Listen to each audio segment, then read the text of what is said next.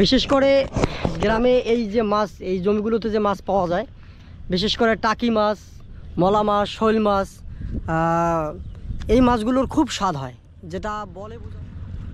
আসসালামু আলাইকুম, কেমন আছেন প্রিয় ভিউয়ার্স ও ফলোয়ার্স? এটি হলো আমাদের জলঢাকা। আসলেই জলঢাকা, চতুর্দিকে জল দিয়ে ঢেকে রয়েছে পুরো এলাকা, পুরো গ্রামবাসী, যার কারণে এই এলাকার নাম হয়তো জলঢাকা। আমাদের দেশে ঢাকা আছে, ঢাকা শহর, কিন্তু এটা হলো আমাদের জলঢাকা। দেখেন চতুর্দিকেই শুধু জল আর জল, জাস্ট রাস্তাটুকু পড়ে আছে আর বাকি সব জায়গায় জল। তো যাই হোক, এগুলো হলো গ্রামের ঐতিহ্য, আর আমাদের এগুলো গ্রাম অঞ্চল। অ্যাকচুয়ালি শুধু এখানে ধান চাষই হয়, আর কোনো চাষ হয় না এই জমিগুলোতে। একটু আগে, হ্যাঁ, এই যে সামনে যে ওয়ার গাছটা দেখা যায় না, এখান থেকে একটু আগে যা একটা বড় শৈল মাছ, প্রায় 1.5 কেজি হবে।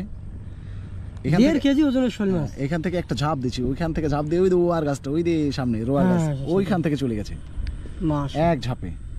এগুলো তো মাছ মারে সারাদিন নাকি?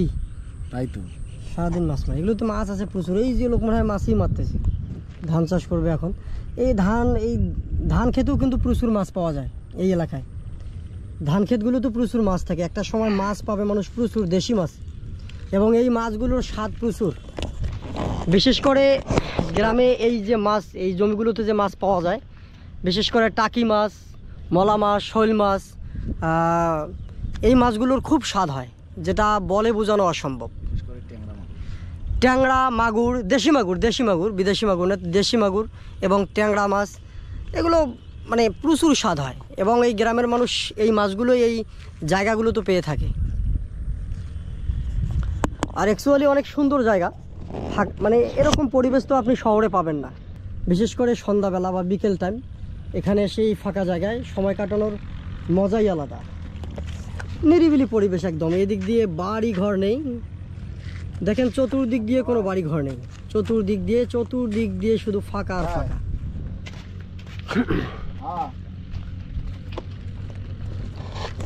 এটি হলো জলঢাকা। এটা আবার ঢাকা নয়, কেউ আবার ঢাকা শহর ভাববেন না, এটার নাম জলঢাকা। এটা একটা থানা, রংপুর বিভাগের মধ্যে এটা একটা থানা, বা নীলফামারী ডিস্ট্রিক্টের একটা থানা। এই জলঢাকায় জাস্ট জলেই ঢাকা আসলে, যার কারণেই তার নাম জলঢাকা। মাশাল্লাহ। তবে শীতকালে এরকম জল থাকে না, গ্রীষ্মকালে থাকে না, বর্ষাকালে প্রচুর পরিমাণে জল থাকে এখানে। আপনারা যা জলের পরিমাণ দেখতেছেন, কিছুদিন পর আরও জলের পরিমাণ বাড়বে। বর্ষাকাল তো কেবল শুরু, দিন দিন বৃদ্ধি পাবে। আর এই জায়গাগুলোতে অনেক জেলে আসবে, মাছ মারবে। এই যে দূরে দেখেন চাচা মাছ মারতেছে, এখানে বহু লোকে রুজি হবে এই মাছের মাধ্যমে।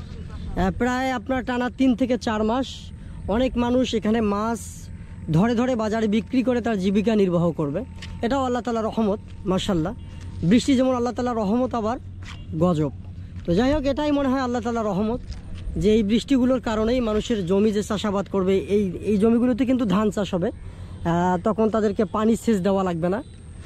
সেচ না দিয়েই তারা যে পানি থাকবে সেখানেই তারা চাষাবাদ করতে পারবে অ্যাকচুয়ালি। আবার এই জায়গাগুলোতেই তারা মাছ ধরে জীবিকা নির্বাহ করতে পারবে। তো যাই হোক, সকলেই ভালো থাকবেন, ধন্যবাদ।